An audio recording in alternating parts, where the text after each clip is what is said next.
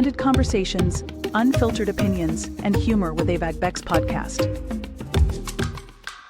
Hello, everybody. Welcome to another great conversation.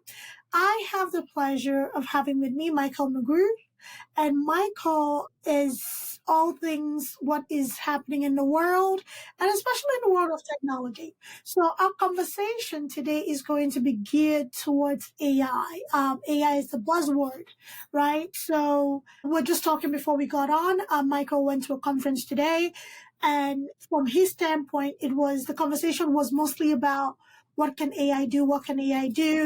The new thing with technology.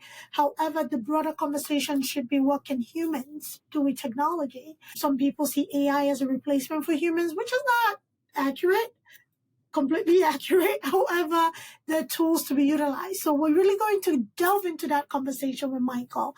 I'm quite excited. Hi, Michaell. Welcome. Thank you so much. Idongesit. I hope I said it. I'm so apologetic. But and we just experienced this, you and I.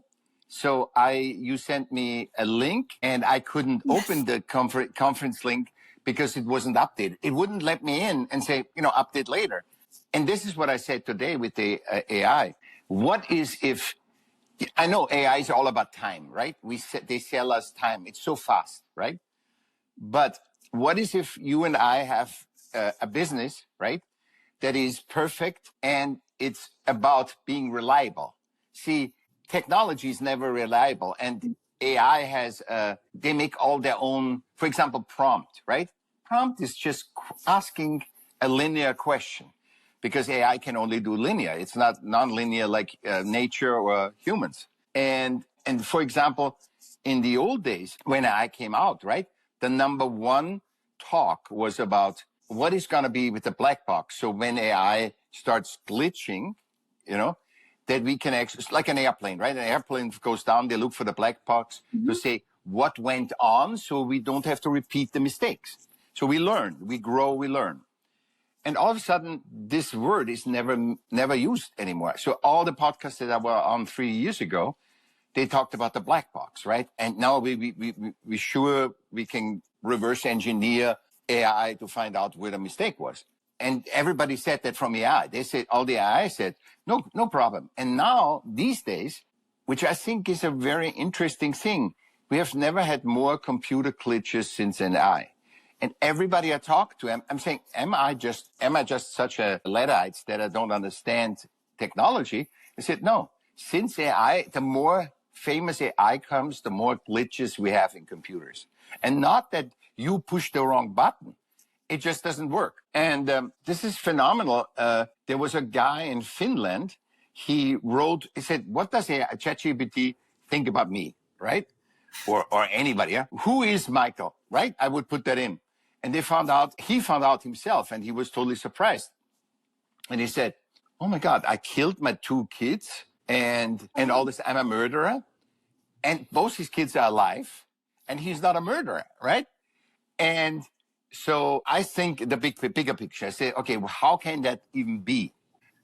Right. And what I found out was that AI copies everything humans do, right? In the last 20 years, we're on the internet, or 30 years, It copies everything we do. And we have people that lie. We have people that say the wrong thing.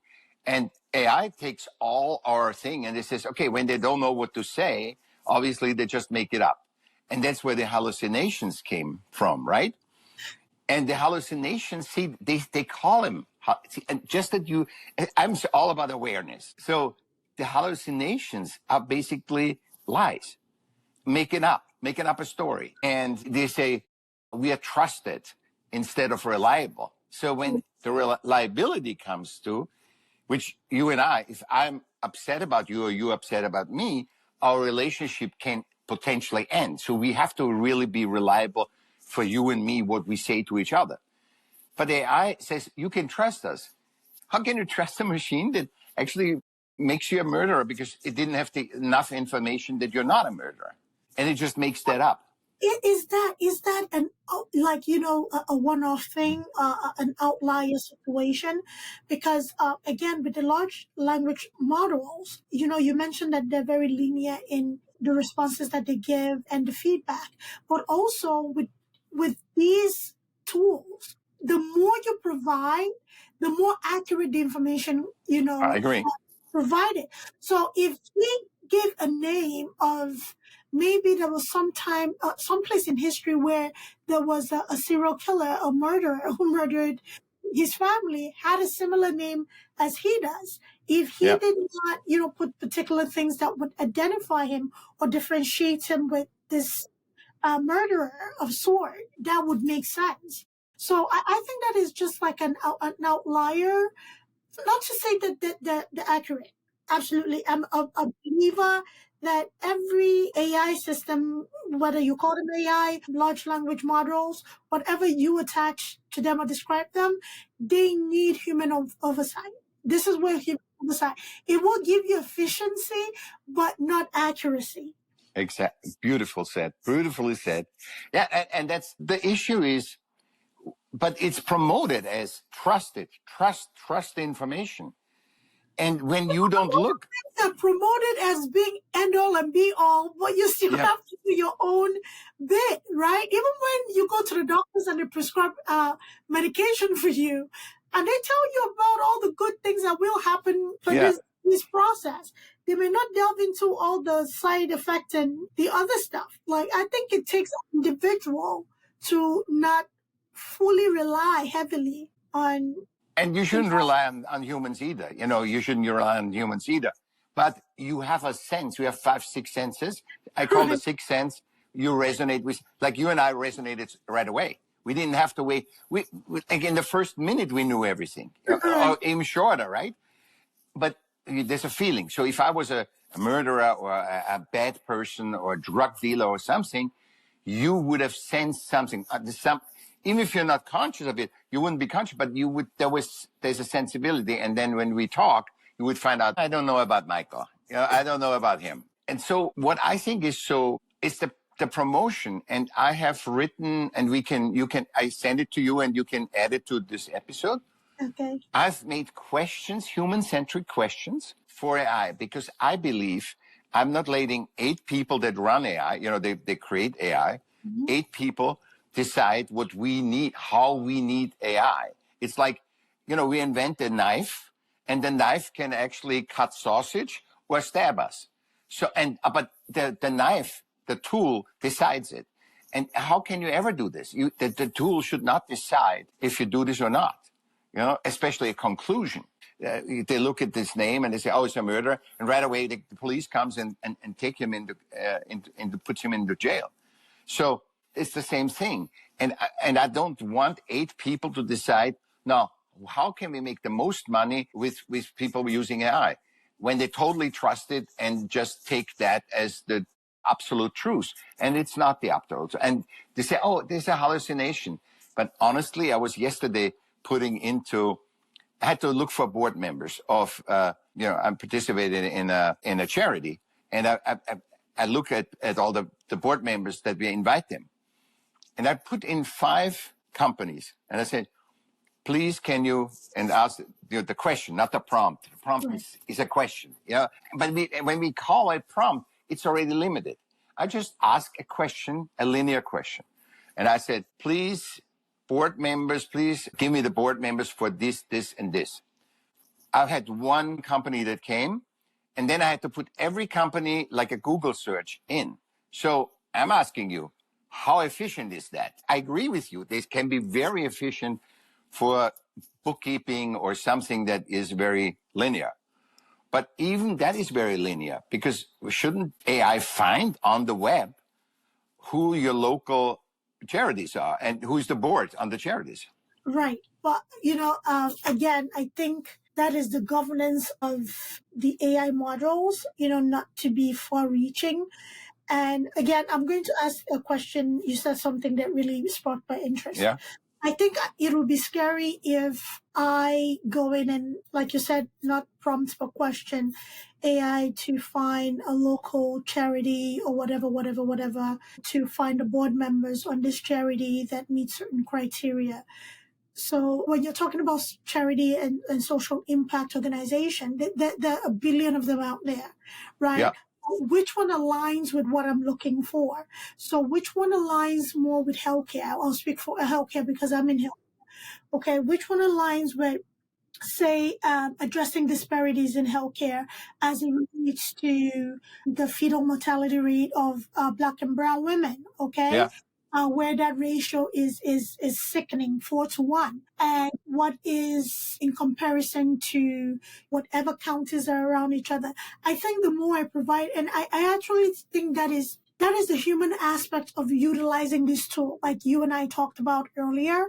The more I provide to the tool, the more I can utilize the tool. You know, going back to the knife analogy, right? If I take a knife that has never been sharpened, okay, and I want a perfect fillet of salmon, right, from the skin, I want to skin the salmon. I'll be wasting my time if I use a butter knife or knife Exactly. and Yeah. exactly, That would be our game. With a game we could play. Can you deskin a salmon with a butter knife? Exactly. Using a butter knife, I'm going to have like a very chopped up rough work that is not useful to me, right? Yeah. However, if I use a paring knife, that is very sharp and is ready to go for me to just get this thing right off. Skin it off. Yeah. Get it right off. It's about utilizing the right thing to get what you want, right? I just say, find charity. There are so many charities. There are charities that are focused on, addiction, charities that are focused on, child abuse, charities that are focused on homelessness, veteran services, you name it, right? So I think that is the other aspect of it. We still need humans. We need to know what is in your head, Michael, so you can utilize the right tools the right way. But if you had a charity and I know I want to work with you, right? Okay. And I say, give me her board members. Who are her board members? Because you need certain to have a non profit. You need to have, and they need to be official. Right. I think that should be easy, and Google could find it, but not AI. Okay, so you see how you pointed me out? You named me by name. Yeah. You named me by name. That needs to happen. So if I want a good result, just digging into the science part of my brain, if I want a good result or if I want a definitive result, I will have to have my test group and my control group, right? So it's kind of like a comparison. I would have to have more than one subject, depending on my charity. So I may feel like one charity may match what I'm trying to do. However, if I include 5 others who I feel align with the same, the best of those will be pulled out for me, I feel. No, I understand. That's a different context. That's a different context. I just wanted to have your board members. I don't want to judge you. I don't want to have, are you in human or in animals? I just want to know I know you and I know your company, GMO, and I just wanted the board members, and he couldn't do that. And he couldn't, and actually had to go up. He gave me one company with all the board members. One was complete. Nice. But the other ones I have to put in separately to find them, and then AI and just brought me the page where the board members are. So I'm not saying, everybody talks about, all these things, but in really, this is just a very simple task. That wasn't a task for, what you said. You said, hey, what are they? Are they neurodiverse? Are these kids? Whatever. And this is what I say. I think we humans need to ask what we want, not just take what we get and then adjust to it. And with the iPhone or any phone, they make updates, and you just have to find it out how they work. They're not even telling you. But the start button is, instead of the left, right, the start button is on the lower left. And when you don't know that, you always have to figure out. That makes you also vulnerable and weak. And then you just accept what they give you. And I'm against that, because I say, how can I do a business with you? And you say, you have to do this, this, this. And it's clear. And I can say no or yes. But this is like changing things, and humans have no impact on it. We just used to be the guinea pigs. We are the guinea pigs for what the technology decides that we should have. And I don't like that. I think that's, and also it shows me with the results of the highest glitches in computer that we have. And actually today, when you have a glitch with a computer, in the old day, you remember the old days, you had something on the iPhone or on the Mac or PC, you get an expert, cost you money, thing, but he fixes and said, okay, where did she go wrong? Where did Michael go wrong? You know, and that was fixed. Now they say to you, and I know from big companies, we don't know. We don't know what it is. Just reload the whole thing and delete. This is insane. This is actually very counterproductive. I don't think it's very productive. And that's why I encourage every human to say, I want AI to do this. And exactly what you said. I want the board members. You want the connections with diseases or weaknesses like homeless and all that stuff. Right. So, Michael, I don't want to forget this because I think this is, I'd like to learn from you, and I'm sure people listening would like to know why you have this strong opinion on not calling and prompting, rather questioning or query. Yeah. So, what is that? Why is common that? sense? Common sense. Michael. Common sense. For every human, common sense. For every human, I'm lying. I don't have what does it mean, a hallucination? I had to look it up. I didn't even, when first they came out with the hallucination, I had to figure out what is but hallucination is not lying. Hallucination is making stuff up, right? And I'm saying I can communicate that to you in 10 seconds, but then you get a new word and then you don't even know the word and you keep going. And then, you didn't know that it makes stuff up. See, it would be so much more honest and human-centric to tell the people, just be a little bit aware. It makes stuff up. It's not the norm, but it's like human. You find one bad human. Most humans are benevolent, but you find one that says, I cannot, and I'm very neurodiverse, right? Where do you have the most neurodiverse people? In art, homeless, jail. That's the most thing, because they can't figure that. And that's, my struggle with the system to have I have no problems talking to humans, obviously, but I have a hard time to decipher the vernacular, which is not common sense. The system vernacular of AI that is not common sense. So, wow, that's some heavy statistics. It's either art, homeless, or in jail. So, with the rapid use of AI, where does that leave a lot of people who are neurodivergent?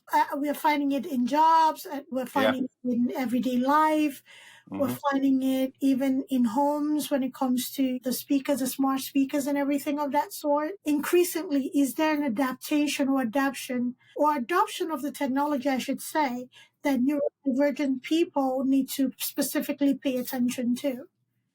First of all, I think no human is the same. There's 8 billion humans that are 101. Not all black women, all white men, all. It's just every time. Even starts with gender. That you are a woman and I'm a man. It just already. I look at you as a one-of-one human being that I'm very honored to connect. Because, and I tell you why. It's all logic. Because you are one-of-one. And you have your life perspective, like we just showed it, yeah? You have a different life perspective than I. And it clarifies it's the highest form of learning. Because if I had written a book and that has nothing to do. It's your life experience and my life experience. And that's why podcasts are so powerful, because the truth comes out. I mean, podcasts are so powerful now, more powerful than any media, because Joe Rogan got basically Donald Trump elected, because Donald Trump was actually not just 20 minutes. He was not just 20 minutes. You could find him, and he's more human-centric. I'm not saying he's good. I'm not saying he's wrong. I'm saying he's more just a guy, a white guy. That's what he is. And that's where the people say, oh, he's a guy. He's not system relevant, like telling you statistic. And the system always uses statistics to get what they want. Yeah. Either do not pay or to pay. And this is so good. We need to be transparent. And AI needs to be transparent and said, hey, that is AI makes stuff up. You remember this 60 Minutes interview where this guy was with the AI that was even in the Biden time, that was not even now. And he said, and the AI answered, he was totally, that was the highest AI or something. I was thinking it's Google or somewhere he was. And he had a conversation. And then the AI gave him 3 books to read, and 2 books were made up.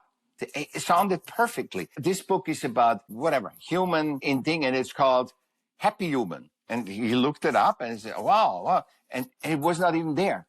So this is the stuff, the transparency of human being, which you see now. Everything comes up because the world is changing. The world is aligning to humanity, to nature, you know, and we are all aligned and saying, you know, we humans created AI. So we can never be above AI. Yeah. And we cannot even do anything above nature because we are part of nature. I cannot say, I know everything about what you need health-wise. I can try my best to guess, right? And you work in the healthcare, to guess, but I don't know it, and nor does AI. AI is better because of all the experiences. But for example, when we talk about football, in February, Super Bowl, AI was not able to give you anything about the game because it wasn't processed yet. The Super Bowl was a week ago and it wasn't processed by AI. So all the information you got by AI wasn't available. And if you and I say, let's ask about Bully, let's ask about the company Bully, it makes it up. Yeah. Because unless there is a company called Bully. Yeah. So it's true. I pretty much know where your opinion stands on this. I am in academia, and this is something that is being fought very seriously in the academic, especially in universities and colleges, when students write their papers using AI and with APA citation. AI makes up a lot of those citations, and there are tools to identify when a paper is being written with an AI tool. So where do you stand in an argument where a student tells you, hey, you're being old-fashioned, I was able to get my paper done in time, what's the big deal? Okay, let's say you teach me about rabbits, right? And I have to write a paper about rabbits. And you see that you work for 20 years with rabbits. You have experience with rabbits. And my paper has nothing to do with rabbits, It's the paper. It mentions rabbit in it, so I guess. Yeah, it reads, but it is, but you see that the interpretation of the rabbit as for example, this is as a mean attack animal, like a lion. See the context. You need to understand the meaning of what you teach. They need to understand that, and it's not if I tell you exactly verbatim. There's neurodiverse people that can verbatim recite books. Yes. But it's not about you not teaching books. You're teaching the wisdom of that over years we have come to about rabbits. And I cannot make up new ways of rabbits unless I'm a really good student. See, if that's the difference. If I'm a student and I tell you something about rabbits, I said, I never thought that. Like most people say to me, I'm invited to all these podcasts because I didn't see the perspective. The perspective is important, especially of what you think. If I want to get into through your class, I have to prove to you, if you are a real teacher, I have to prove to you that I'm interested in the subject, that I can connect with the subject, and that I have awareness of this subject. And AI cannot do awareness. Cannot. There's no awareness here. So I can recite, copy information in print, but it cannot convince you. I wouldn't have, I'm teaching art and stuff, but I would have no problem. And I could literally take I actually catch the AI all the time. With people, with me. I had somebody literally sent me $176,000. I have no money. Okay. So I really would have needed the 176. Sent me in a trust wallet, 176, saying he's Elon Musk. Nice. But I I went to my bank. My bank says, if you take that money and the bank finds out this is a fraud, the bank would blacklist me. And then the blacklisting would be a year. After a year, all the other banks would blacklist me. So I literally would not be able to use the money or have a bank. And I find these things out, because I can't, with the neurodiversity allows me to pull all the stuff in. Yeah. And I see what's humanly, what is, the human story about this, And I'm not mad or anything, but I always win because I always learn from my experiences. So even if I have a horrible experience, I learned from it, And I learned in this, what I can tell you now, and which helps you. So we always win if you see the dark not as a bad thing, Very interesting perspective. And yeah, it is a constant conversation. And it's almost getting to the point that is generational, and it really isn't. It's not about generation. It's about, getting expertise in the area that you are getting an education for, right? Yeah. If I'm not confident that, you know the subject matter at hand, and you're getting by to get by, because it happens. It does happen. There's a difference between a student who knows what they're talking about and understands the subject matter. Again, going back to the large language models, and they write things themselves and want to correct it. There's nothing wrong with that. Not everybody's an English major and knows the right punctuation and all of that. Totally stuff, agree. Totally right? agree. Yeah. So in that regard, as long as I read it, it makes sense. It applies. So if we're talking about nursing intervention when it comes to preventing bed sores or skin breakdown, and you tell me the pathophysiology of that happening, you tell me the nutritional need of that person, you tell me what to avoid, turning a reposition, all the things that goes into planning care for a person. If everything is there and I know that it's not made up and you came up with it and it's something that we've discussed, and you're using it for punctuation, I don't have a problem with it. I don't want this conversation to be a generational thing, because more and more I'm hearing that from students. Or the people don't understand AI. No, they do understand AI. However, it's not an end-all or be-all. I think that is where the mindset comes from, that people are overly dependent, as opposed to, again, using it as a tool. Or it's a tool. It's nothing else but a tool. Like the computer was, right? The computer was the same tool. We got used to it and it worked. And I said it was good enough. We can all have, this is what I would have done to promote AI. I would say we have a new tool and we want to shorten the time that you research stuff and it pulls it, but be aware. See, that's the difference with transparency. Be aware it makes stuff up. Yes. So you really have to understand your subject, right? You have to understand the subject to actually this is really good for you, for a teacher, right? It's really good. He said, I want to get from you in my 6 senses that you understand the subject of what we're talking about. So for example, what you say with the bed sores, I would have added with the bed sores, and would know me, and I would say there is a lot of, they say when you put some olive oil on this, or natural things that don't toxify the body, because the body is the biggest organ, and you don't want to suck in just the chemicals, and I was a sick child, so I know all that stuff. So, and what I think in this, and when you say that, they say he understands it, and it was him, even though he used AI to verbalize it better, that that you can actually read it. It's him. I don't care if he used the tool of AI, because he see Michael in that he's always going natural. I see his viewpoint of the natural thing. Even if it was done by AI, but he puts it into the context of bed sores. He doesn't put it into the context of, oh, you have a cough. It's not about that cough. It's about the bed sores. It's a contextual is also very important. I think we can really, like you and I, we proved it. You had this perception, this context, and I had the other context about AI. And then we came to balance. Yeah? Nature is always the most powerful thing in nature is balance. And this is actually a wonderful episode for people, because we've proven the point. We've proven what we say. Yeah. But do you think it's a losing battle though, Michael? Because I guess eventually we're going to a point that is going to be, it is already universally used. And I think just like computers, when computers came out, they were very exclusive. Most people were still using typewriters. I remember in secondary school learning the typewriter. Now that everybody has computers on their fingertips, the phones, the smartphones, the laptops of the world, the decked out desktops like, the Apple Mac and all of that kind of stuff. So AI tools are readily available on our phones today.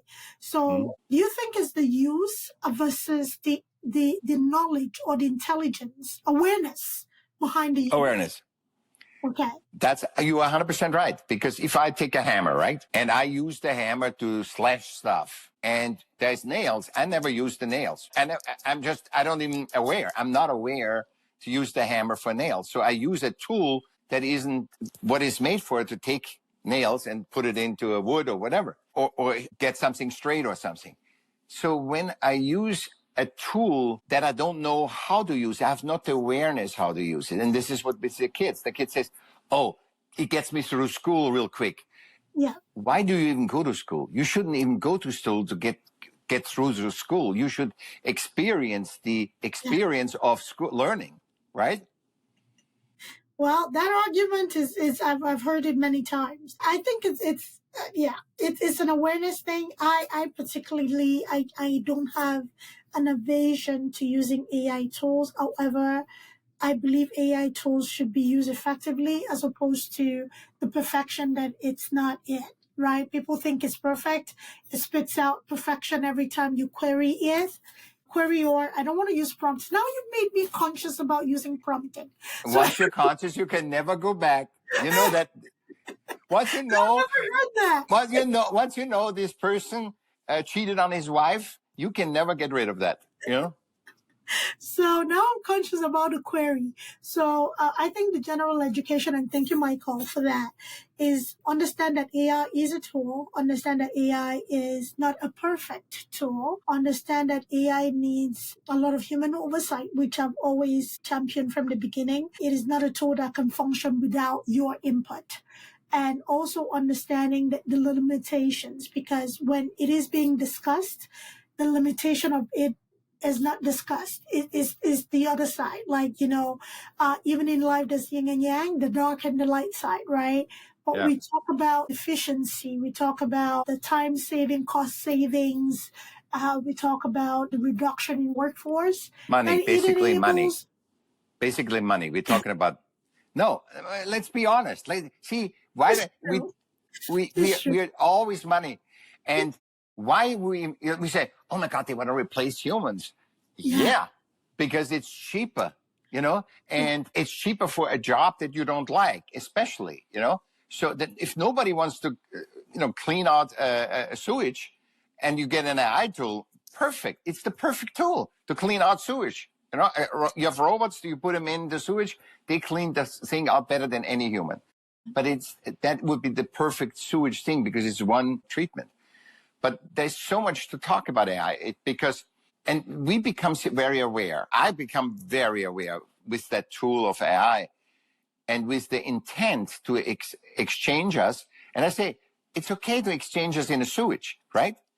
But it's not exchange us to be teachers, to be every human-centric. I always divide. So my thing is, and I can send you that thing. I think your life gets 50% easier when you divide human-centric versus system-relevant. In system-relevant, you need a title. In human-centric, you need to be loving. Maria Therese, what was a loving nurse. So it's human-centric versus and I think, for example, housing, healthcare should not be a system in order to get most efficient, should not be a business system. I'm not saying they should do it for free. But it should not be, the business should not be the most important. The money should not be the most important, because what you and I talked, it was always about ultimately about money. Humans created money. Money didn't create us. Systems didn't create us. We created money, we created system. And I always say this, think about it. If tomorrow there's no human, do you think any system is relevant? Do you think Harvard or Cambridge or Google would be, without humans, there's nothing. There's nothing. And the only income that the systems get is human income. So you have migrants that come from a war that is system created, right? Because you pay for the war, if you want or not, because you cannot say, I want to pay my taxes, but I don't want war. I don't want to kill other humans that I don't even know. You know, I don't want to do that. I want to pay my taxes, but without war, without chemtrails, without, you know, I don't want to support that because that's all paid by taxpayers. So all the stuff that we're afraid of and which really hurt us and we think we are powerless is from taxes, is some humans using the taxes. And, you know, the fish always stinks from the top. It doesn't stink from the bottom, you know? And I think that's very important. That's very important to have the awareness of that and say, and that's why we need to start saying what we want. I'm not saying demonstrating. I'm not saying manipulation. I just say, I want AI to be a tool for what it is good for. For example, as nobody likes their job of sewage cleaning, I want a sewage cleaning thing because that's the perfect, but that's not flashy. That's not glorious. That's not wonderful, you know, but that's why we have tools. I have a hard time cutting with a knife. I don't want, you know, with a butter knife, right? I have a hard time cutting with a knife. So if I can somehow make that knife better and get a paring knife, there's a funny story with a paring knife too, but with a paring knife, then the tool is perfect. You know, the butter knife is not perfect to skin a fish, but the paring knife is. And do you know what the paring knife is? Paring knife is to make art out of food, right? Do the thing. But you know what is also good? The dark, the yin and yang. It's the most famous tool for torture. Wow. I thought it was the I think paring knife is. I think paring knife is better because I heard this paring knife. The ice pick is, of course. The hammer is good too. You know. Michael, where are we going with this conversation?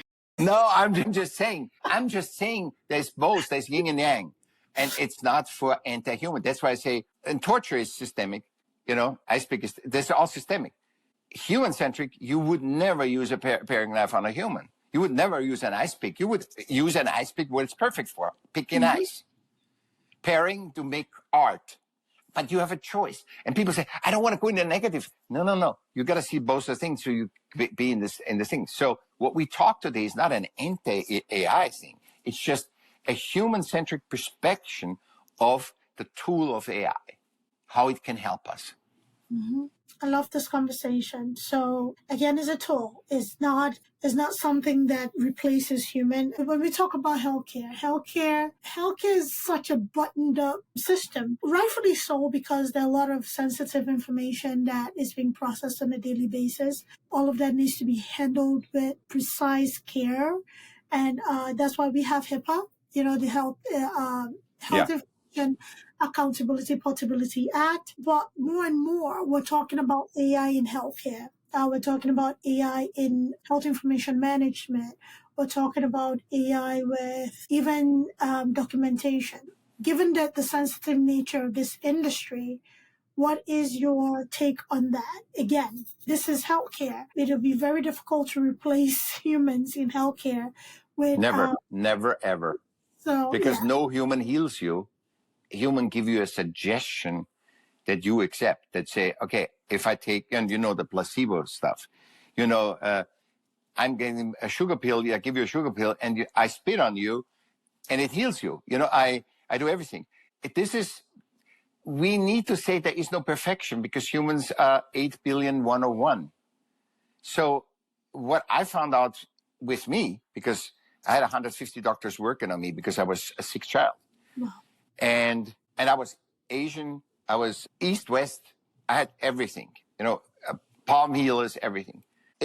Every human is different. So you give one person this drug and it gets right away good. Antibiotics in 2 days, it's clean. You say, take it 1 day more, and then we think, and it's perfect. The other one, digestion deteriorates, everything goes on. It's like the opposite happens. And it's about the balance, and it's about, you know, my doctor said to me recently, never get sick.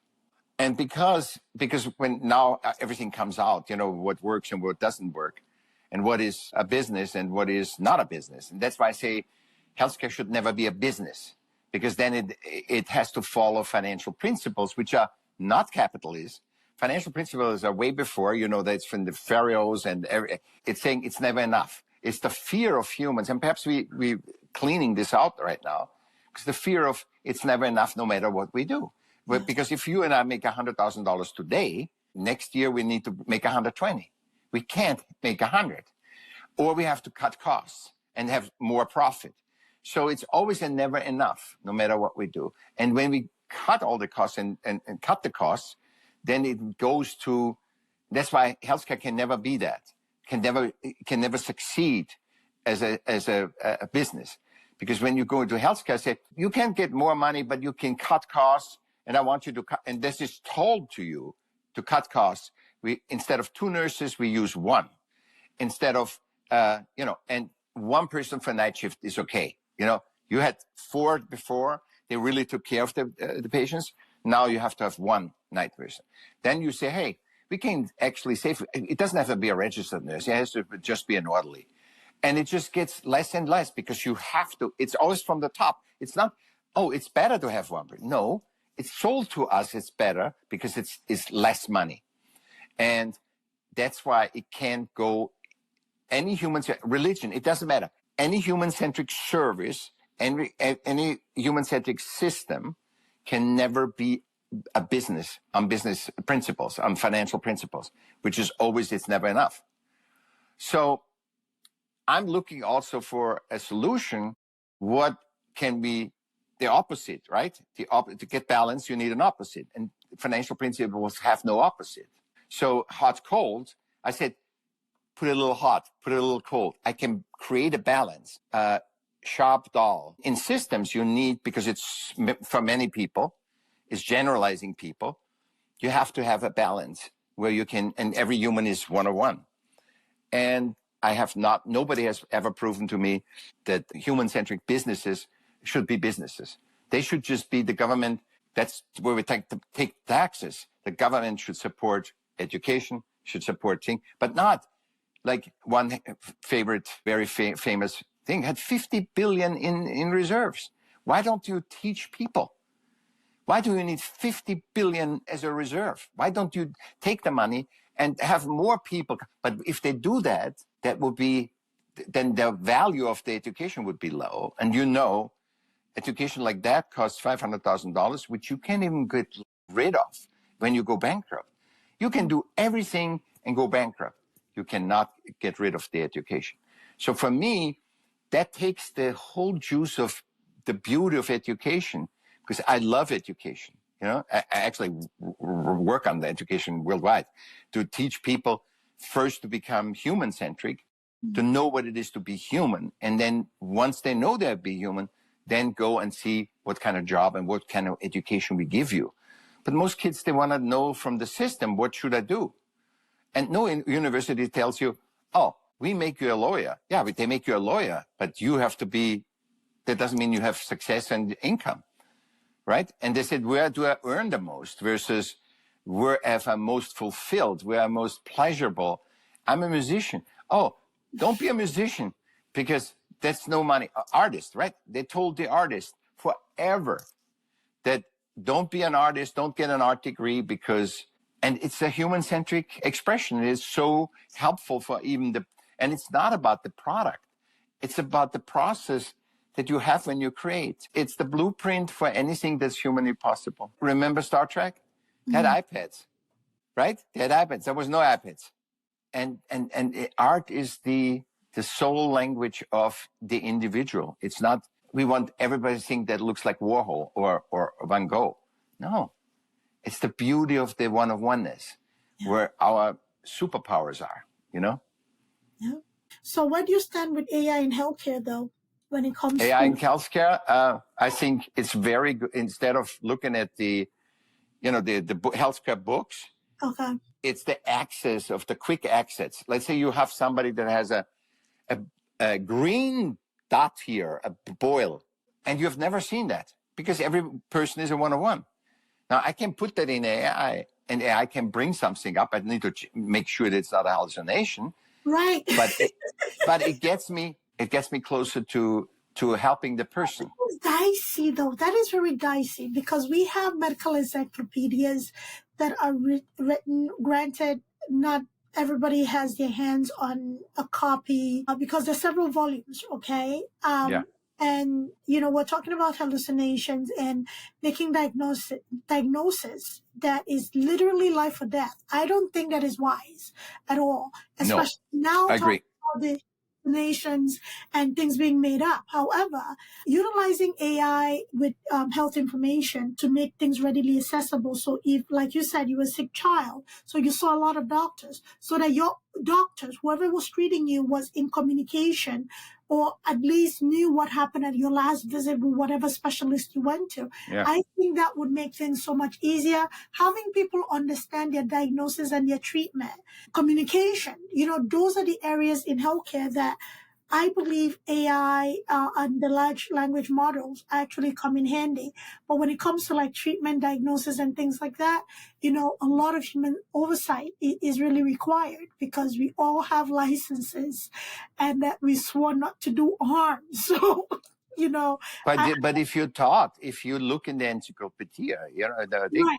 and it says give an aspirin, Right. and that person, an aspirin can be a lifesaver, and an aspirin can give you an anaphylactic shock. Yes. And that's why you need a human. You need somebody with six senses that resonates with the patient, and they have a thing that says, with this, even though AI says give him an aspirin, with this patient, because I know his history and he has verbalized the history to me, I'm doing it very slow. I'm not going to give him 5 aspirins. I give him a quarter and see if there's any reaction, and then a half. And then that's what I found with mine. They gave me an antidepressant for a long time. I'm not a blue person, but they gave me an antidepressant.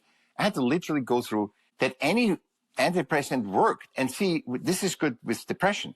My psychiatrist told me that he cannot even take me because I have sleep apnea. So I couldn't be treated by my psychologist, but my psychologist was a human, was not AI. She says, I cannot even give you a treatment or anything. And then once I had sleep apnea machine, then I took the drugs and I got crazy. I've never felt so out of myself. I've never felt. And literally the last one, the 6 or 7, I always took a little bit, and even taking a little bit made me crazy. And when I take the last one, it worked, but I only took it for half a year, and that's it, just to get back to myself, get back in balance. Yeah. Well, thank you for sharing that. So, Michaell, this was a very healthy conversation, on AI, healthcare, and everything in between, academia, education. So where can somebody find you? If anybody wants to continue this conversation or just find out about Michaell, where can they find you? What do you offer people, products, services? I offer them what I did here. I offer them awareness, human-centric awareness. So if you want to, in the future, and it's coming, if you want to have an ever successful business, it has to be human-centric. You can use the other stuff, the other tools, but it has to be human-centric. Because what we shifted, what we pivot, we created systems, and now the systems are telling us what to do in a tribe. You and I, we took care of the kids. We were really good with kids. And the other people says, we bring you some food. And then, you don't have to go for food. And everybody kind of archetypally found their niche and their job. And if you and I were bad to kids, they would take that away right away. And what I do is the future I do the updates of systems. I work a lot with update of systems, and I send you that one thing so that people understand it, can access that. And I was, I'm a coach, but I'm not coaching because it's not about coaching, because coaching says do this, and this. And this is all a system, is generalization of humans, which I don't do. I don't do generalization of humans. I say you're a human, a one-on-one human, and what do you need? And people can, and you tested me. You asked me all the questions, I could answer it in the human-centric way. If you ask me, I says, how would you bandage this burn? I wouldn't know. I wouldn't know anything. I wouldn't know the system, the knowledge, the system knowledge. But I would say, what you should do with, in order to, when somebody is very stressed and has that, I would say, try to have a connection first with him so that he trusts you to put a bandage and put your treatment that you decide on him. And I think that's the real superpower for the future. Beautiful. And that's why I advise. And you find me on Michaell with 2 L's, Michaell M. So Michaell with 2 L's, M.com.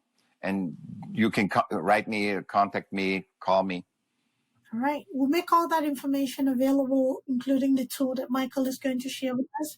So, Michaell, I usually ask my guests to leave either a few golden nuggets or a golden nugget for our listening audience, something that you want them to, walk away from this conversation with. Mm-hmm. Realize and really play with it.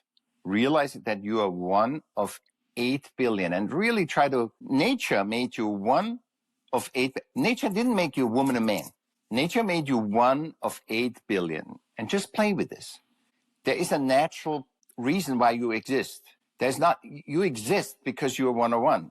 You're not existing because you and I are humans, and who cares? You're existing because you're 101, and you have a purpose as a 101. And the purpose is to really feel the 101 and see what comes up. What is my specialty? Not what can I be to get money. First, you got to figure that and say, what I do in money, I'm not a nurse, but I would love to be a nurse or I would never want to be a nurse. It's not about the money. It's about you are 101 and what nature made you. And we are not above nature. We are part of it. And that's why when you see AI and stuff, they want to always be advanced nature and, with the chemtrails and all this stuff. We are part of nature. Don't change nature. And also understand that when you got learned something that was not right, that we find out over time and through AI that it wasn't right. For example, that issue that people say, oh, this inherited from my grandmother.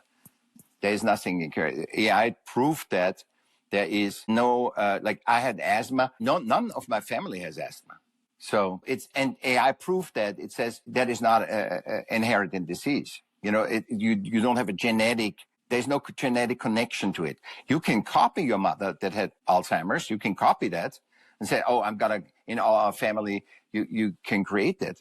But there is no connection. And AI proved that and that's a great tool, right? That's a great tool, you said. Thank you, Michaell. Everybody, you're 101, be unique, be your own individual. AI, large language models, they're tools. They still need human oversight. They're not all and be all. So when you use it with caution, and the caution being look over every line. There could be something in there that is not completely accurate. And if you're an expert or you have a good or healthy knowledge about this concept or subject matter, then you can correct it or, alter it. So use it in a way that works for you. In academia, we are still struggling with it a bit. So again, if you're a student, write your paper in its entirety. And if you need it corrected or punctuated, if you're not sure of your punctuation, I don't think it's a horrible thing to use. However, check your school's policy, because some schools do not want the use of AI, not even to correct your paper. As we continue to manage and get used to this tool, there will come a time that we all can find a healthy balance in utilizing the tool in a way that, benefits everybody. But this was a great conversation with Michaell. Thank you for being here again. Anytime, we can do this anytime. If you want me back, we can do this and talk about something else or the same. I think maybe next time we'll go live. We'll have a live broadcast. Okay, perfect. To ask questions. But thank you, everybody. Let us know what you thought about this conversation and whether you agree or not, and where you stand on it. I would love to know. All right. But until next time, thank you for listening and take care of yourself. Bye-bye. Bye-bye. Thank you. Thanks for tuning in to AVP podcast. If you enjoyed today's episode, don't forget to subscribe, rate, and leave us a review. It really helps us out. We'd love to hear your thoughts and continue the discussion. So join us on social media or drop us a message. Until next time, keep exploring, stay curious, and keep pushing the boundaries of your world.